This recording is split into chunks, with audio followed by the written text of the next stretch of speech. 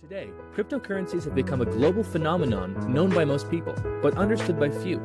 In 2018, you'll have a hard time finding a major bank, accounting firm, software company, or government that hasn't researched cryptocurrencies or started a blockchain project.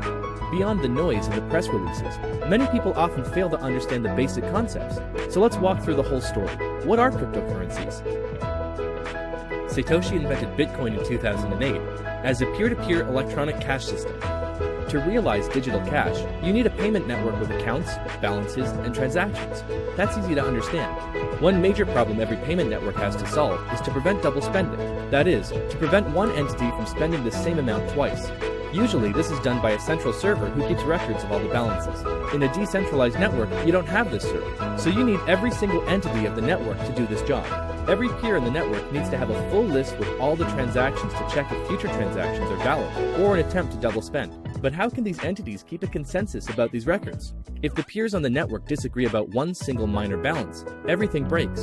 They need absolute consensus. Nobody knew how to achieve this until Satoshi proved it was possible. Cryptocurrencies are a key part of this solution. To illustrate this, we'll look at the transactions on the network. A transaction is a file that says, Bob gives X Bitcoin to Alice, and is signed digitally by Bob. Once signed, the transaction is broadcasted to the network, sent from one peer to every other peer. This is standard P2P technology, nothing special happening here. After a specific amount of time, the transaction gets confirmed.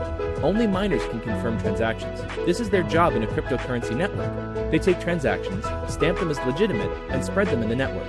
After a transaction is confirmed by a miner, every node has to add it to its database. It has to become part of the blockchain. For this job, the miners are rewarded with cryptocurrency, for example, bitcoins. Anybody can be a miner. They just need to use some of their computer's power to qualify for the task. Every miner competes to solve a cryptographic puzzle.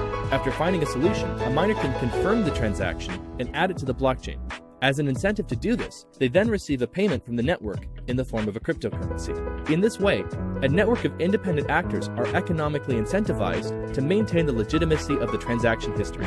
So that's the gist of it. Cryptocurrencies are the key to the complex digital cash problem that Satoshi solved: how to maintain integrity and consensus across independent and potentially malicious actors.